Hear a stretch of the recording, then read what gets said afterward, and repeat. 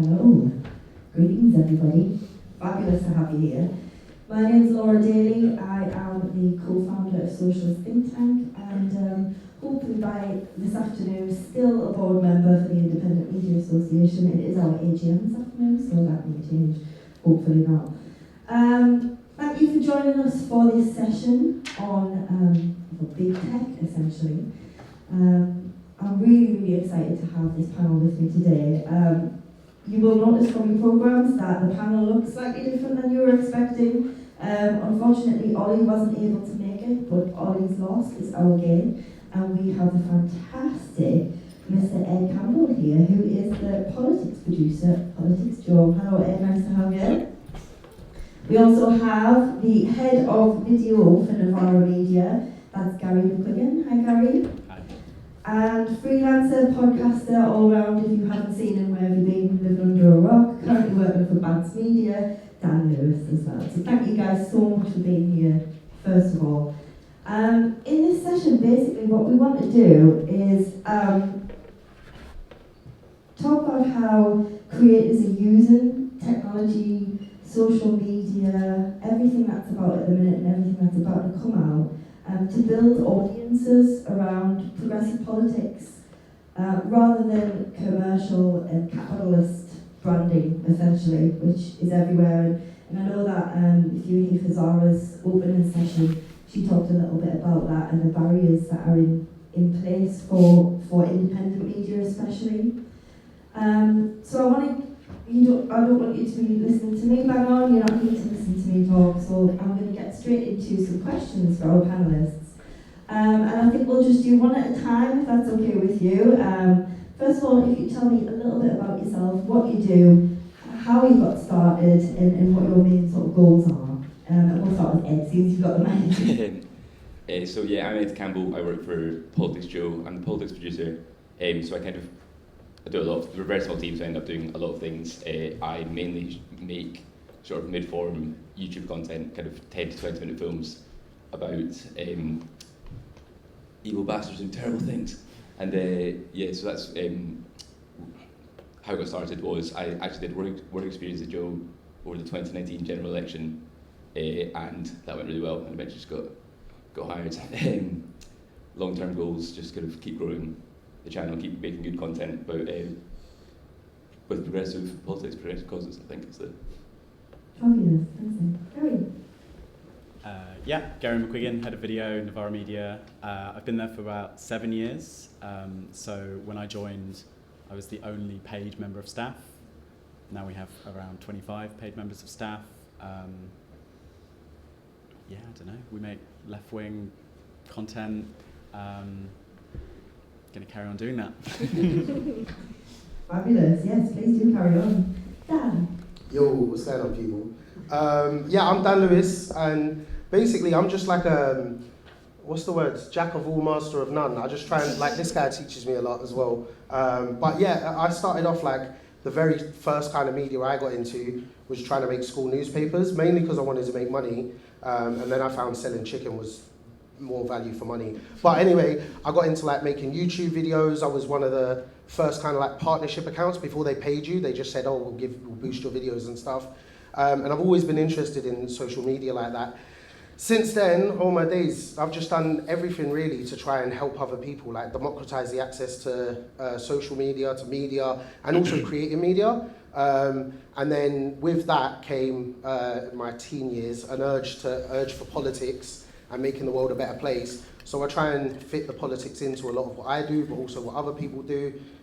Most interestingly was recently I was working with a sex worker who reads Marx to her fans and online, and she gets paid a lot of money for it. But we managed to fit that into that, and it's like a political project. It was a bit of fun and outside there. That's the kind of stuff I do, not specifically sex work, but just trying to find different ways, but also using social media to find new ways of creating communities and bringing people together, and then also targeting issues in the media or in geographical areas. So, for example, at the moment, working with like meme pages to try and get them to share content that's not specifically political, to try and change the minds of the people who are interacting with their content. That's brilliant. That brings me on to something that I wanted to ask you specifically about, in terms of, we all know that the majority of news that is taken on board is the BBC, and really, really big corporations. How does independent media and smaller outlets, how do we cut through to working class people, to people who we need to be hearing our messages when we're up against such giants like that? Is there anything that you feel is a particular barrier or a particular bonus to being independent as opposed to being big tech? First, yeah. I think one of the big things at the moment, like a lot of young people, and I say young people, I just mean people younger than me. But they don't really care about the quality of your content. Specifically, if you look at especially the early days of TikTok at the moment, it's not about having the best edited video. It's about making sure that the message comes across and it attaches to current culture or current trends. And I think that's a bonus, in answer to your question.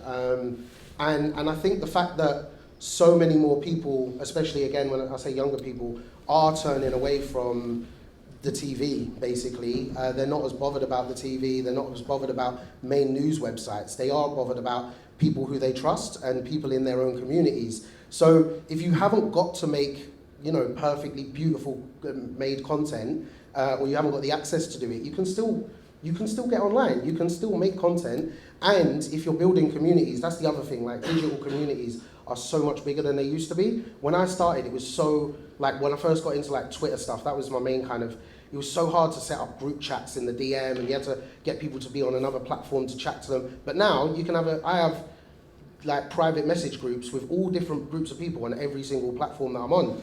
And building those communities for those specific platforms and for those audience is such a bonus, in my opinion, being able to reach large amounts of people. And also you make loads of friends all over the world. It's brilliant.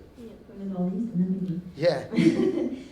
Gary, obviously Novara is probably one of the most well-known independent media. He's doing outstanding stuff and it just seems to be growing bigger and bigger. And yet still haven't quite hit the lofty heights of the BBC. Do you find that your messages are getting sort of shut down, or is there anything specific in terms of what you guys are doing that has enabled you to cut through? Have you found anything that has worked particularly for you? I think the biggest obstacle is money. It sounds really obvious, but there's a reason why billionaires give money to media outlets and found media outlets, because it's a very important way of shaping opinion and building subjectivities. That's why they do it. And it's maybe it just seems obvious to me, but if you are an oil company, you would give money to media outlets that are friendly to your business, and I think the biggest obstacle for the left and progressive politics is probably money, because if somebody gave Novara Media £60 million, I think that would have quite a positive and probably dramatic effect on people's politics. And for example, if there had been, during the Jeremy Corbyn years, RIP, if there had been big left-wing media outlets, well-resourced, able to kind of produce high-quality journalism that was very visible, I think that could have had a very important impact on those two elections. Yeah, absolutely. Money talks, as they say. And Ed, obviously your platform, again, is I don't know if I'm working in a silo or what, but I think you're really well known and it's very obvious when something from Politics Joe comes out, and you have that sort of brand recognition. Have you come across any barriers to getting your messages out there, specifically to your target audiences or the wider audience for that matter? I think the thing about social media content in general is the barrier is how good you make it. I think if you make a very rotten bit of content, if people will hear your message and see your message, if other people share it. So first of all, it needs to appeal to your audience, and then if they share it, you'll go beyond that, etc. And then that's like the most important thing. I think that's something that independent media can do better and does do better than a lot of corporations. Like the BBC, ITV, Sky News are so dreadful at social media content. It's actually quite embarrassing. I was talking about this recently. This is one of the worst Instagram posts I think I've ever seen in terms of just like it failed to do. Like no one was going to share this ever. It was advice for students about what to do if you support the lecturers on strike, and also what to do if you don't support them. And that was on the same slide.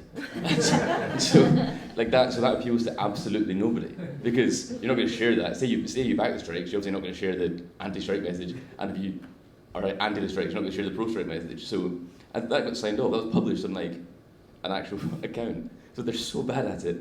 So you can just like if you're just on Twitter, you're better at content than people at the BBC, etc. I think that you need to make it. I've published and made some stuff that's like probably not up to scratch, and it's done badly and deservedly so. So when you see the numbers come in, you're like, that deserves that. That was that was awful. I think that's a barrier. The barrier is your own content, how the work you're kind of willing to put in to make it good. That was must have been the BBC's impartiality there on that side, I think. Yeah, so I've noticed as well, Ed, I want to come back to you on this one actually. So mainstream media I find to be quite serious and quite depressing. As is the world, as is politics, as is the news in general. But I've noticed that you try to put in quite a bit of humour in what you do. Do you find that works? Is that something you do on purpose, or is it a strategy that you use?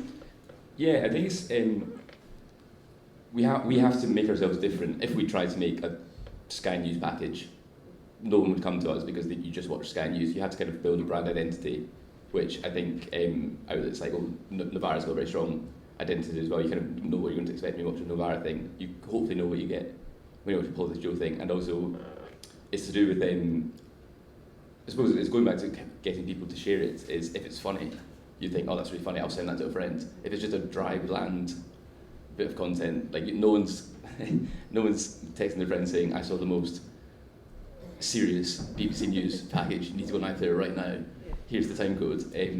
But if you make a funny bit of content, even if that's the one thing people take away from it, is that one joke, and but it's like it's part of a more worthy piece, and someone sends it and they watch the piece, that message is still kind of being shared, I think. Fantastic. Gary, I wanted to come to you next, if that's okay, just with regards to, obviously Novara Media, not right wing. BBC claims to be impartial. I think we all sort of know the truth about that one. But let's say for argument's sake, the BBC are impartial. Novara Media are unashamedly left-wing. Some would argue centrist. I guess I'll let you argue that case. Is that something that you find, I guess, I don't want to use the term barrier, but is that stopping your message getting out there because, you clearly have a side, which I think is the right side to take and is probably factually true in terms of news, but is that a criticism that independent media gets because it clearly has a side in an argument? Yes. Yeah, I think if you say, for example, if you go into the media and you say you are a communist, you get treated very differently to if you say you are a free market capitalist, And that is because of the political situation that we're in. But yeah, it's a barrier, and it is, I think actually one of the things, the differences between Novara and Joe is that Joe don't say we are a left-wing outlet, I don't think you could find the word left-wing on your website anywhere. No. And that means that a lot of, there are people who will just switch off. They're like, oh, I'm not going to watch Novara, it's those lefty people. And yeah, Joe, I would say Politics Joe is a progressive strand, and you guys seem to have progressive politics, but it's almost like you don't have that barrier that we have. And strategically, maybe that's better, you know, because there are just people who will not tune into Novara, or they'll see Ash on Question Time and they'll be like, ugh, you know, because they're set in their ways. And I don't know. Yeah, it's hard to break through that, isn't it, and get away from it. But I think if you're, I find Novara Media sort of tell the actual truth of the situation, and you don't have that sort of negative spin on things, that because you're not being funded by big business, and I guess that's why one of the main reasons we're here today. Dan, I've noticed, and I know from experience that you do a lot of community building, a lot of community organising, a lot of left-wing organising. How can you use social media to do that? How do you use social media to build those communities effectively? I just want to jump back on the point that you asked Ed before as well, and I suppose a little bit what Gary's saying. When you look at, I don't know if any of you follow the TUC on Twitter, but go back about a year, just over a year now, they were like the BBC. It was kind of factual, that they didn't really put out any what I would call content. It was just information mainly.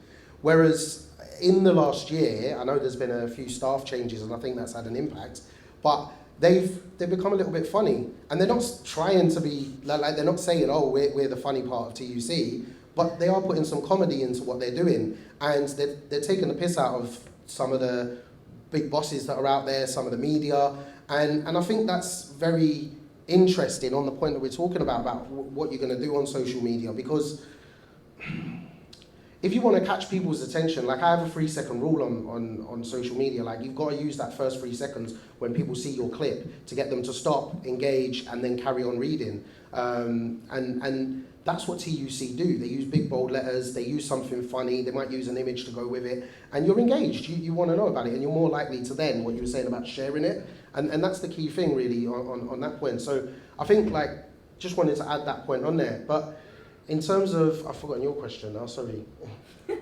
Just asking about community building. That was it, yeah. So in terms of building communities, what I do is people who are interested in my content, I'll follow them, and then if I'm able to, I might send them a little message if they've done something funny, and I'll be like, I'll keep an eye on their content, and then I'll add them into a group, or I'll get added into another group, and then I'll start talking to people there. And it's literally the same as in real life community organising, like digital organising. You have to have conversations with people, not specifically one-to-ones, but you've got to build a relationship, maintain that relationship. And the most important thing with the digital organising that I do, I never knew it was digital organising until I suppose really the Corbyn years when everyone started talking about it. But it's about skill sharing as well.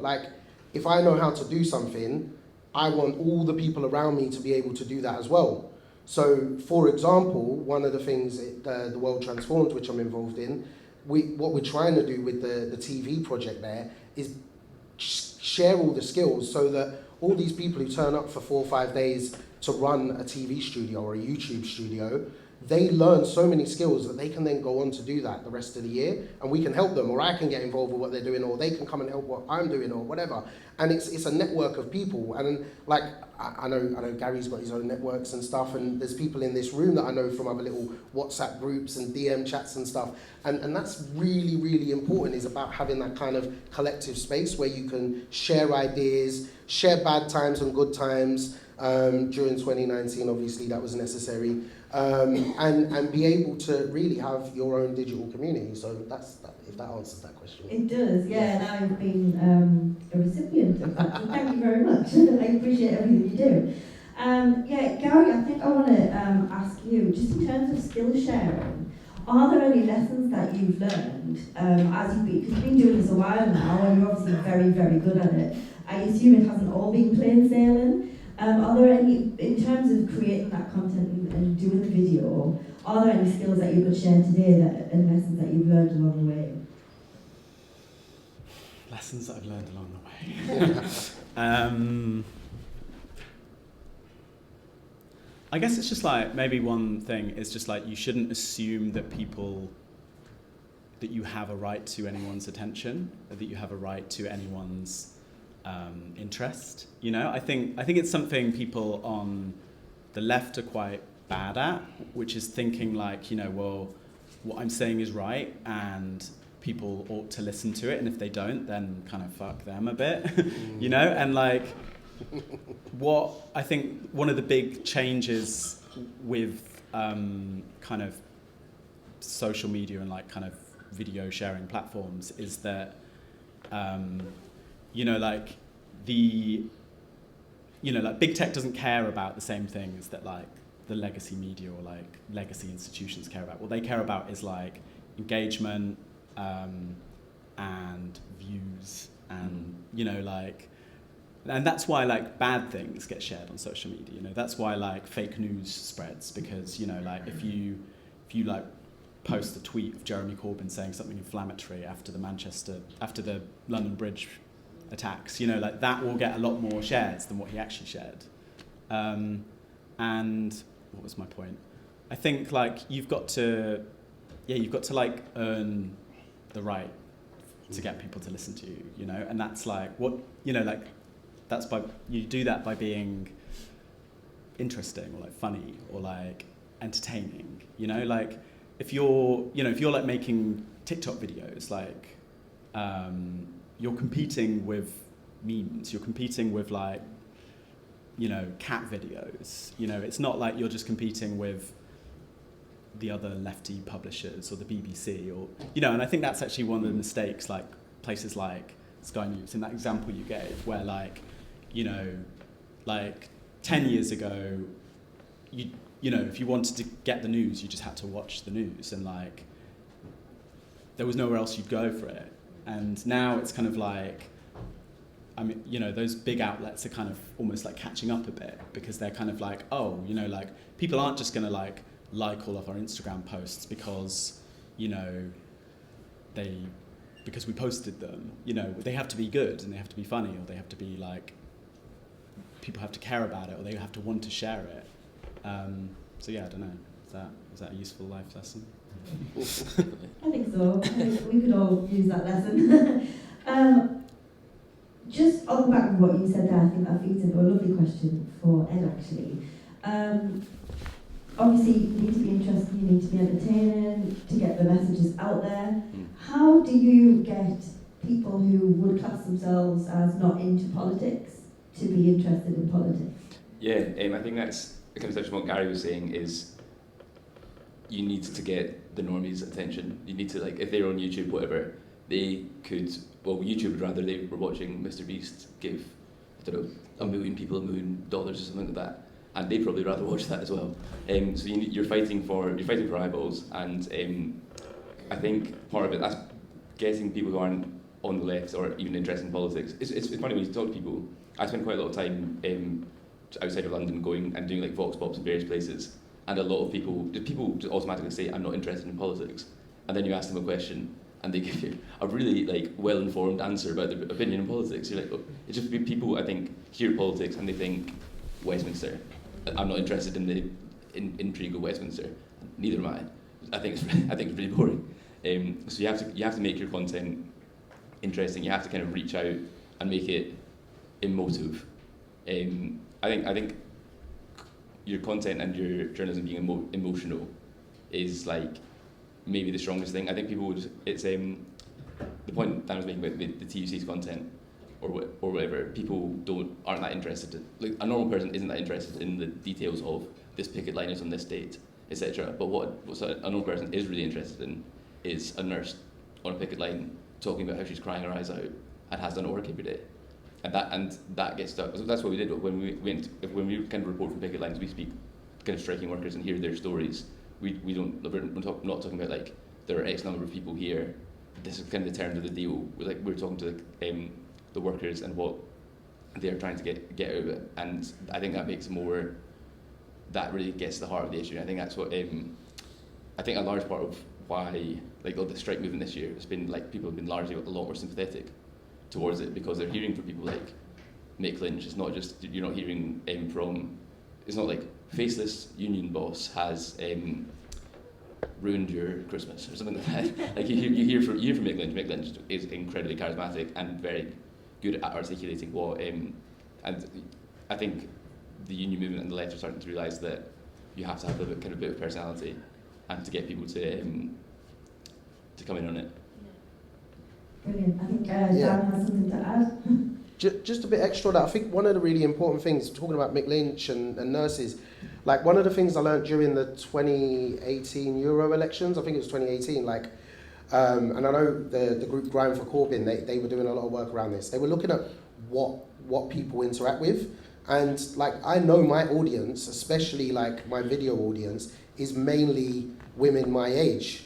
And I would like to say it's because I'm beautiful, but you know, my wife would disagree. But like the thing is you've got to know your audience and what they will attach to. Now generally, like white working class men will listen to white working class men. White working class women will listen to white working class women. And when you've got a white working class nurse standing there talking to the camera, saying like, my life's shit, they're gonna listen to that. And the same with Mick Lynch, right? Mick Lynch is like, you know, everyone knows someone that talks like that. You know what I mean? It's that kind of like, it's that feeling. So you do feel kind of comforted by that in a way, that a voice that you know, or someone that looks like someone that you know. And that's very important if you want to reach your audience. One of the things I noticed is like, I went to, it was the Liverpool Enough is Enough rally, and I did this video, and I was thinking at the end of it, I was like, yeah, I know Liverpool's not very diverse, but it wasn't a very diverse like amount of people that I spoke to. I just doing vox pops,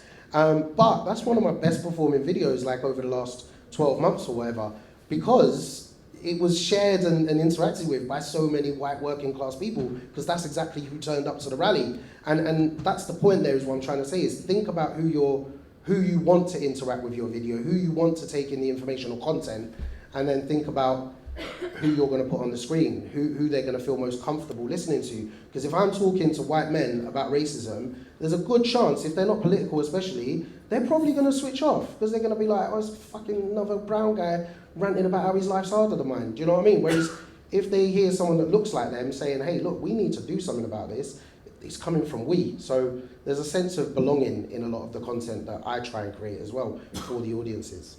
Brilliant, thanks Dan. Okay, I am going to, if anybody has any questions or would like to make a comment about anything that's been said, we've got a little bit of time to do that.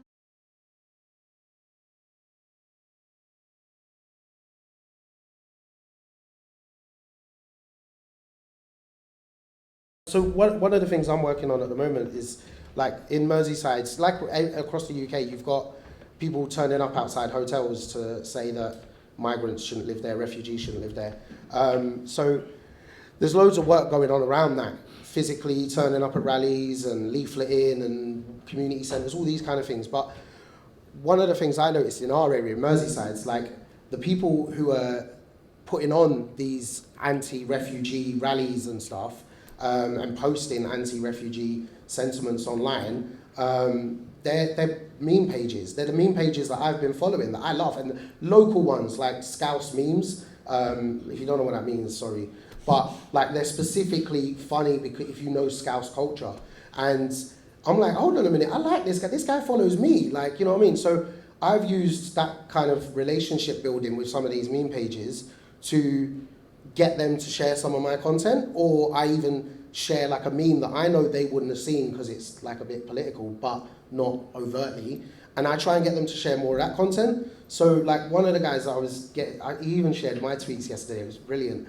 but I was literally getting him to share tweets with quotes from Marx about what's going on in France, and using the kind of message like, you know, we should be doing this here, a little bit of Marx in there, and it's just a tweet, you know what I mean? But it's about getting into places that people are already looking and not using content that's overtly political. That's the digital side for me that I'm trying to do, and also like some anti-racist stuff alongside that. And then, you know, you move people away, because a lot of people, they aren't straight away in this circumstance, they aren't like just racist like out of nowhere.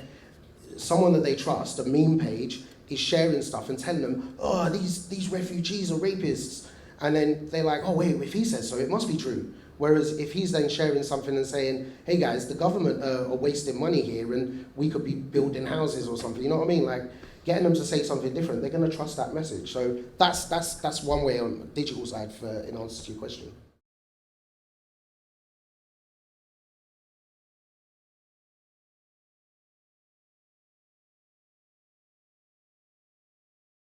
So there obviously is a balance to strike, and we do strike that balance, I think. I suppose it comes back to making things emotional, and the emotional thing part of it is probably the strongest thing. If a bit of content makes someone really sad and angry, then they'll share that. But then I suppose if something's too sad, then it's actually like that's also difficult. A good example maybe we did is we filmed I think it's about a 15-minute documentary about deaths of despair in Scotland, about like the crisis of young men in Scotland dying through drink, drugs and suicide. And we secured an interview with a family who their son had died by suicide 3 weeks before we met them. And it was like, I think it's an incredibly emotional thing. Like I think it's a really good thing. It's actually quite hard to get someone to watch a long interview about a really sad thing, because they'll just click off because it's too sad. So there is like a hard balance to strike. And also things should be taken seriously. I mean, not everything is a joke, and not everything is funny. So we do kind of treat them seriously, but it's harder to get people to engage with your like sad, serious content than your funny, serious content, I suppose. Yeah, I guess I would just say, yeah, it's extremely difficult to get people to watch things that they don't want to watch, you know, and I think it's about this is where I think like what Novara is trying to do is like build an audience. So you know we have this YouTube show, and you know, yeah, like often we talk about, you know, we'll feature Mick Lynch on it because everyone loves him. You know, we'll talk about something that everyone's talking about, but then you know, like we will feature stories that we don't think people are gonna click on, you know, that aren't like the kind of as attention grabbing or like emotional arousing emotions kind of stuff. But like by building that audience, you know there are plenty of people who will sit down at 6 o'clock on a Wednesday and they'll watch our show, and you know they watch it because it's our show, not because it's got Mick Lynch on the thumbnail, you know. And like it's like using that kind of the dynamics of those platforms which are based around attention and like clickbait and whatever to build an audience which you can then you can be like, here, okay, you've had the snack, here's the like healthy thing, and then now's the meal you've got to have. Take your medicine. Yeah, exactly. Yeah. One little thing I'll add on is, so when I worked at Momentum, the first thing I noticed, I was a digital, I don't know what my role was, but I did Instagram, I did social media stuff. But they never replied to comments or replies on Twitter or nothing. And it was down to capacity, but also because no one really saw it as value. But one of the things I did at the start of every day is I'd go through the videos from the day before and see what the replies are like and what the comments are like. And I'd get into conversation. Sometimes I'm a personal one, but sometimes I'd use the Momentum one. And I do this on other platforms, like, you know, other accounts and stuff. But it's about using that funny stuff to then have a conversation with people. And that's a bit of that relationship building, I suppose, that I was talking about. I know sometimes you'll see some people, like, you know, just for this conversation, like blue tick accounts, they'll reply to a couple of replies on a tweet or a comment on Facebook or something, and then that's it. But if you actually like get into conversations with people that clearly aren't dickheads, then you can actually have a sensible conversation and get into some of the deeper stuff. And that's like a really, really informal way of doing what you're saying, I think.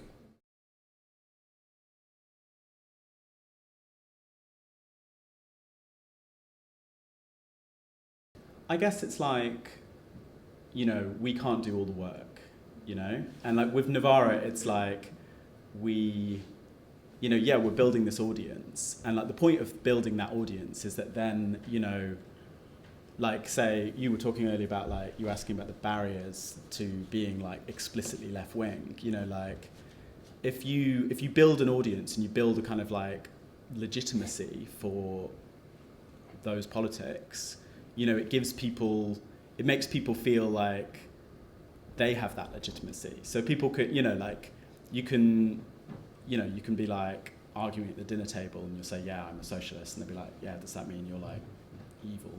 You know, and then like, you know, like if there's like, you know, the dream is that there's like this, you know, large, like legitimate, high profile voice in Britain's media that is saying, yes, you are left-wing and that's fine. You know, you're not like an evil, you know, untouchable kind of thing. And I think that's like a big part of what the right's media, like approach to media, and their kind of like why the right dominate media is because, you know, it's about like setting the bounds of what is acceptable, you know, and saying like, you know, if you're literally a communist, you're unacceptable. If you're, you know, a like neoliberal ghoul, like that's fine.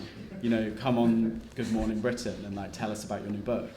But, you know, like, and it's, yeah, like the point of trying to build like an audience and like build like a large left-wing voice in the media is about making left-wing ideas legitimate and valid. And like a lot of the time, you know, we get a lot of feedback. I mean, one of the great things about social media is you get loads of feedback. And a lot of the feedback is like you guys make me feel sane. You know, you make me feel valid. And like, I think, yeah, that's, you know, are we like organizing people? Are we then like using our platform to say, go do this? Like, not necessarily, but I don't think that's, you know, that's necessarily the function of that. Arguably it is for the TUC, but. Can I just come in quickly? Sure.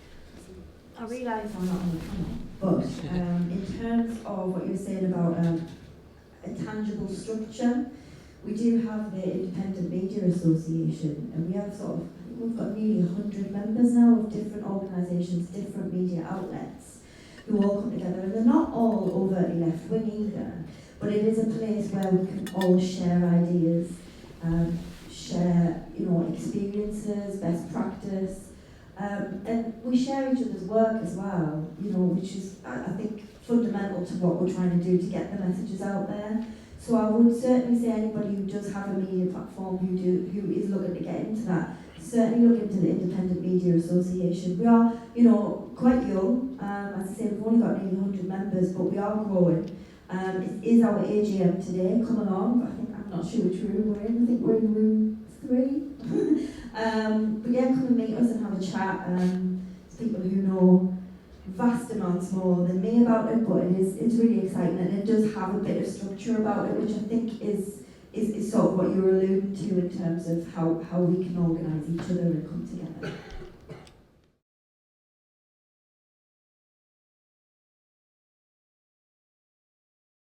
Yeah, I tend to do most of my work actually not in London, to be honest with you. I kind of go, I've been to more places in England since starting working at Joe than I have ever done before. I think there is a real gap there because it touches on what I was saying about getting people to share your story. If you do a kind of hyper-local story, people in that immediate area, that's like a ready built-in audience ready to share it and stuff like that. And obviously, what's interesting is people, I went to Lee Anderson's constituency in Derbyshire. I went there, I can't remember what it is, and to ask about his comments about bringing back the death penalty. And most people you speak to weren't really that arsed, but what they were arsed about was they were saying that the local council had spent X amount of money on a cycle lane that no one had used.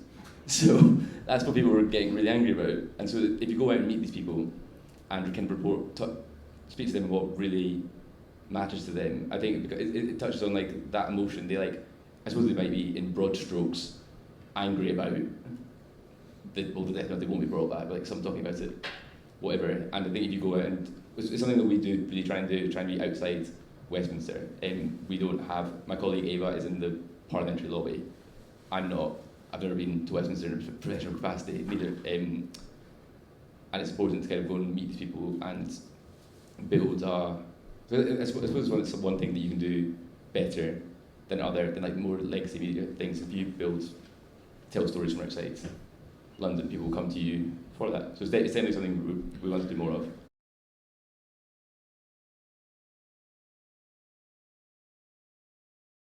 I think like trust in journalism is like a huge issue, and particularly like as, you know, like if you read like the journalistic press, like they talk about partisanship like constantly, you know, and they talk about, you know, it's kind of like it's a bad thing, you know, they're like the rise of partisan media like Fox News, like Breitbart, and yeah, like they mean us too, they mean Novara too, you know, and I think it's an interesting thing because like, you know, like anyone who goes to journalism school. They're taught, you know, like you need to be objective and impartial, and that's, you know, that's journalism. And if you are not doing that, then you aren't to be trusted. And I think it's like, I mean, I don't know if I have a great answer for it, but you know, like I think that you can be. I think like, you know, journalists of all political persuasions are not impartial all the time. You know, and like the entire media landscape is full of very not impartial people who are, you know, reflecting their worldview. Fine, you know, like that's fine. But you know, like, you know, like, I guess there's a lot of people who wouldn't trust what Novara says because they'd say we're biased, you know, and like, you know, like if you're right wing, yeah, like, you know, it's not unreasonable to say I can't trust them because they are socialists, you know, and they're not like going to tell me the truth about this thing. But I think it's just like you have to. Yeah, I don't know. There's like lots of things you can do to build trust, and it's really important to try and do that, and like to make sure that like what you're doing is always honest and you're not like misleading people. Because yeah, like it's very easy to mislead people. Like, you know, if anyone who's ever like posted on Instagram, you know, like you can post something that's not true and like it can get loads of hits like really quickly, and you know, like that's extremely dangerous. But like if you kind of build trust, then I don't know, you know, like you have to build trust.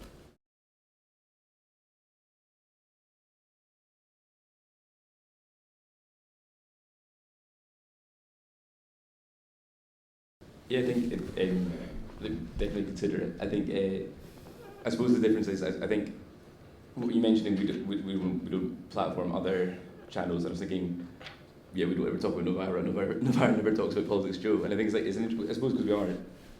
It's I suppose it's difficult because both have like left-wing politics, but are both ultimately still competing media brands. So and businesses ultimately. I think that's like we wouldn't want to cannibalise our own audience, and like we wouldn't want to divert someone from our audience onto to stop. We wouldn't say stop watching this video and go and watch a different video entirely, and you'd never say that about our content. So it's like, although we are on the same side, it's you still have that mindset like we're competitors. But I think it's a good point. There's like there's no real reason not to, apart from like a bottom line issue. As in like you might get slightly less engagement, which is silly. I think it's a really good point actually. I think it's definitely something to consider. I don't know if you want to comment on that. I guess it goes back to that kind of like question, the point I made earlier about like giving people the snack and then giving them the kind of meal.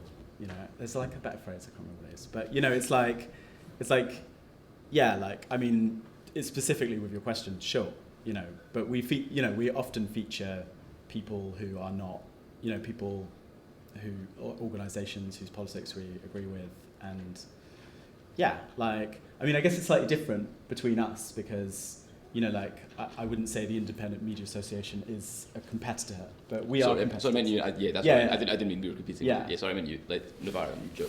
Yeah, but you know, I don't know. I mean, in a way, it's kind of like, you know, maybe competing makes us better than collaborating. To sound a bit like a capitalist. You know? We've never collaborated, so we don't know. I'm so sorry. We're gonna have to leave it there. I could talk to you guys all day. It's been so interesting. I hope you all got something out of that. We'll just say, if you want to do a Socialist ThinkTank Northeast, you are welcome to it, because we don't have one of those yet. We've got a Westminster and a London. Yeah, just thank you so much. There is going to be, I think, a 45-minute break for lunch now, and then you can move on to Making Media Work for Workers, which is in this room. And then you've got Meanwhile in Westminster. Oh, that sounds like a lot of fun. That's in room 2, and then the IMA General Meeting, which I need to go to. In room 3 as well, but you've got a 45-minute break. I just want to end by saying thank you to Ed, Gary and Dan for being here.